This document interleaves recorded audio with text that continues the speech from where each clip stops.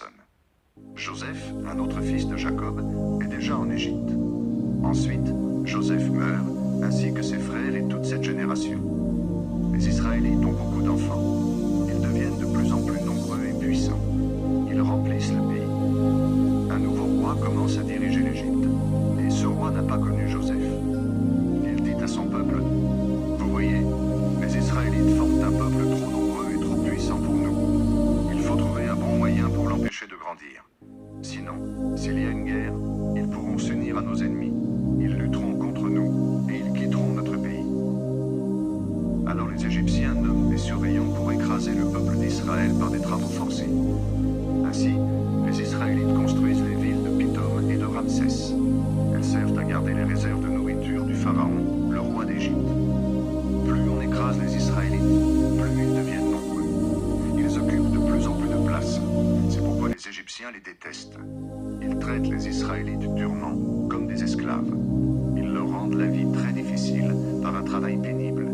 Ils les obligent à préparer l'argile, à faire des briques, à cultiver les champs. En un mot, les Égyptiens les écrasent par toutes sortes de travaux pénibles. Le roi d'Égypte veut faire mourir tous les garçons israélites. Il y a des sages-femmes pour les Hébreux. L'une d'elles s'appelle Shifra et l'autre Poua. Le roi d'Égypte leur donne cet ordre. Quand vous aiderez les femmes des Hébreux à accoucher, regardez bien l'enfant. Si c'est un garçon, faites-le mourir. Si c'est une fille, elle peut vivre. Mais les sages-femmes respectent Dieu. Elles n'obéissent pas au roi d'Égypte et elles laissent vivre les garçons. Alors le roi appelle les sages-femmes et leur dit « Pourquoi agissez-vous ainsi? Vous avez laissé vivre les garçons. Pourquoi donc ?» Les sages-femmes répondent au roi « Les femmes des Hébreux ne sont pas comme les Égyptiennes. Elles sont plus fortes. Avant que la sage-femme arrive, elles ont déjà accouché. » Les Israélites deviennent de plus en plus nombreux et très puissants. Dieu fait du bien aux sages-femmes. Il leur donne des enfants parce qu'elles l'ont respecté. À la fin, le roi d'Égypte donne cet ordre à tout son peuple. Tous les garçons qui vont naître chez les Hébreux, jetez-les dans le Nil, mais laissez vivre les filles.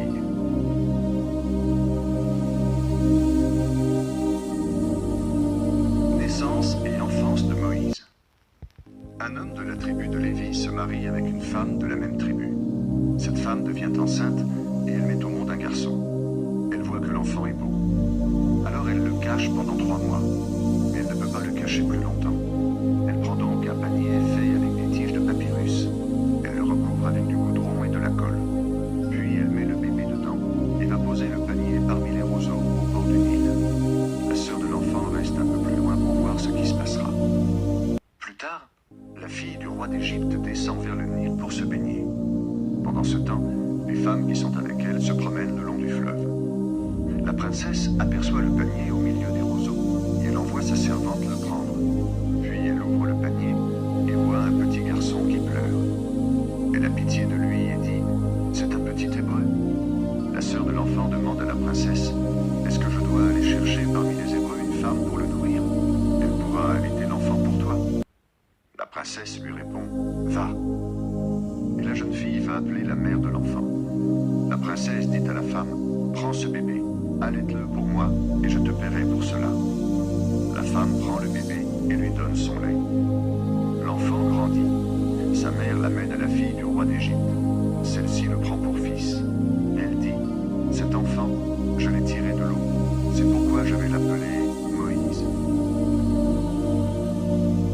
Moïse doit fuir au pays de Madian. Un jour, Moïse, devenu adulte, va trouver ses frères hébreux. Il voit les durs travaux qu'on leur impose. Il aperçoit aussi un Égyptien en train de frapper un de ses frères hébreux. Moïse regarde autour de lui et il ne voit personne. Alors il tue l'Égyptien et le cache dans le sable. Le jour suivant, Moïse revient de nouveau. Il trouve 2 Hébreux qui se battent. Il demande à celui qui a tort « Pourquoi est-ce que tu frappes ton frère ?» Celui-ci lui répond « Qui t'a nommé chef pour nous juger? Est-ce que tu as l'intention de me tuer comme tu as tué l'Égyptien ?» Moïse se dit « C'est sûr, les gens savent ce que j'ai fait. » Et il a peur. Le roi d'Égypte, lui aussi, apprend la chose et il cherche à faire mourir Moïse. Mais Moïse s'enfuit et il va habiter au pays de Madian. Un jour, il s'assoit près d'un puits. 7 jeunes filles viennent puiser de l'eau et remplir les abreuvoirs. Elles vont boire aux moutons et aux chèvres de leur père, qui est prêtre de Madian. Mais des bergers arrivent, et ils chassent les jeunes filles. Alors Moïse vient à leur secours, et il donne à boire à leurs bêtes. Elles reviennent chez leur père, Réouel. Celui-ci leur demande, « Vous rentrez très tôt aujourd'hui. Pourquoi ?» Elles répondent, « Un Égyptien nous a protégés contre les bergers. Il a même puisé de l'eau pour nous, et il a donné à boire aux bêtes. » Réouel dit à ses filles, « Où est cet homme? Vous ne l'avez pas amené ici? Pourquoi donc? Allez le chercher pour qu'il mange avec nous. » Moïse accepte d'habiter chez Réouel. Celui-ci lui donne sa fille Séphora pour femme. Séphora met au monde un fils. Alors Moïse dit, « Je vais l'appeler Gershom, c'est-à-dire étranger là. En effet, je suis maintenant installé dans un pays étranger. » Dieu choisit Moïse pour libérer son peuple. Longtemps après, le roi d'Égypte meurt. Les Israélites gémissent et crient du fond de leur esclavage et leur appel monte vers Dieu. Dieu entend leurs plaintes et il se souvient de son alliance avec Abraham, Isaac et Jacob. Il regarde les Israélites et comprend leur situation.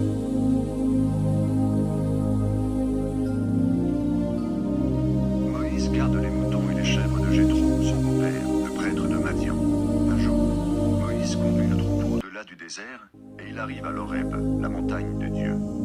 Là, l'ange du Seigneur lui apparaît dans une flamme au milieu d'un buisson. Moïse regarde, le buisson est en feu, mais le feu ne détruit pas le buisson. Moïse se dit, je vais faire un détour pour voir cette chose étonnante. Le buisson n'est pas brûlé, pourquoi donc? Le Seigneur voit que Moïse fait un détour pour regarder. Alors Dieu l'appelle du milieu du buisson. Moïse, Moïse. Moïse répond, je suis là. Le Seigneur dit, n'approche pas du buisson. Enlève tes sandales, parce que cet endroit est saint.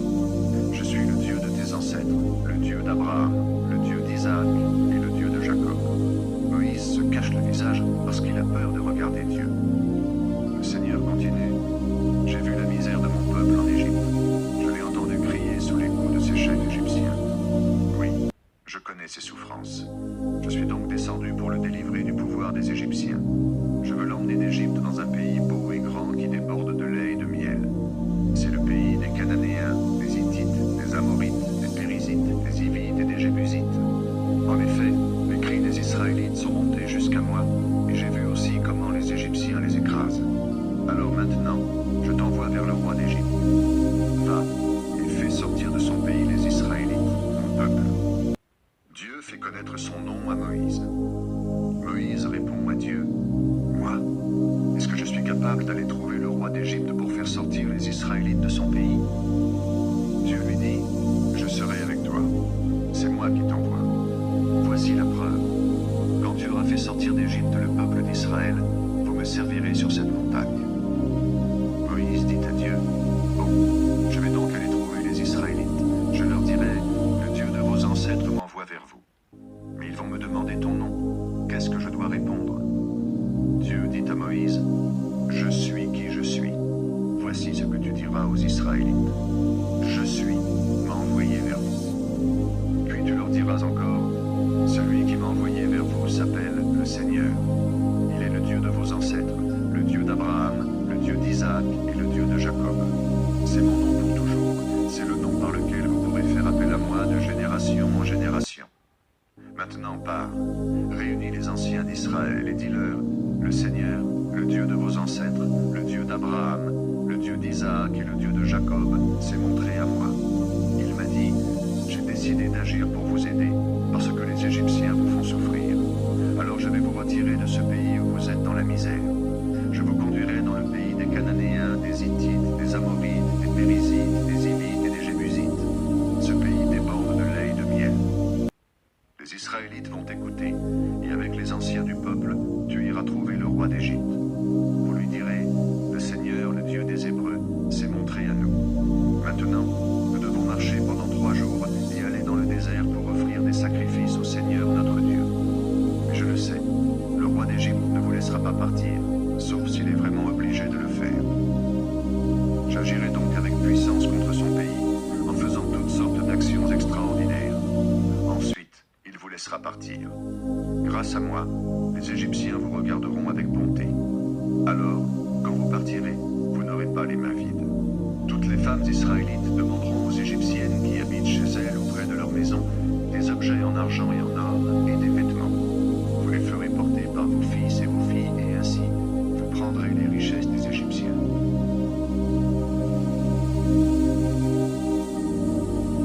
Dieu fait connaître sa puissance à Moïse. Moïse répond au Seigneur: Mais voilà, les Israélites ne me croiront pas.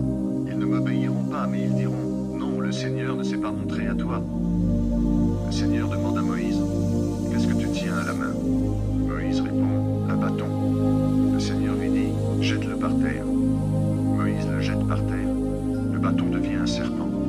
Moïse recule très vite devant lui. Le Seigneur lui donne cet ordre: Avance ta main et prends le serpent par la queue. Moïse avance la main et il prend le serpent.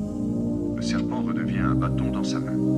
Le Seigneur dit: Cela prouvera que je me suis montré à toi, moi le Seigneur, le Dieu de leurs ancêtres, le Dieu d'Abraham, le Dieu d'Isaac et le Dieu de Jacob. Le Seigneur ajoute: Mets ta main sur ta poitrine. Moïse fait cela. Mais quand il retire sa main, il voit qu'elle est blanche comme du lait. Elle est couverte de lèpre. Le Seigneur dit encore à Moïse: Remets ta main sur ta poitrine. Moïse fait cela. Et quand il retire sa main, elle est redevenue normale. Le Seigneur lui dit: Les Israélites ne te croiront peut-être pas, et ils ne t'obéiront pas, malgré le premier signe, celui du bâton. Alors, ils croiront à cause du deuxième, celui de la lèpre sur ta main. Mais s'ils ne croient pas malgré ces deux signes, et s'ils ne t'obéissent pas, tu prendras de l'eau du Nil et tu la verseras par terre. Alors, cette eau deviendra du sang. Dieu désigna Aaron pour aider Moïse. Moïse dit au Seigneur: Ah Seigneur, excuse-moi, je ne sais pas parler. Déjà quand j'étais petit, je ne parlais pas bien. Et cela n'a pas changé depuis que tu me parles. Ma bouche n'arrive pas à dire ce que je veux. Le Seigneur répond à Moïse: Qui a fait une bouche à l'homme? Qui lui ferme la bouche ou les oreilles? Qui lui ouvre les yeux? Qui le rend aveugle? Est-ce que ce n'est pas moi, le Seigneur? Maintenant pars, je serai avec toi quand tu parleras, et je t'apprendrai tout ce que tu devras dire. Moïse dit: Ah Seigneur, excuse-moi, envoie quelqu'un d'autre. Alors le Seigneur se met en colère contre Moïse.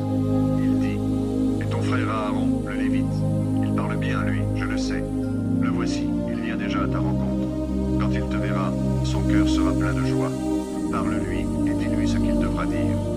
Oui, moi je serai avec vous deux quand vous parlerez, et je vous montrerai ce que vous aurez à faire. Aaron parlera au peuple à ta place, il sera ton porte-parole, et toi, tu seras pour lui comme un dieu.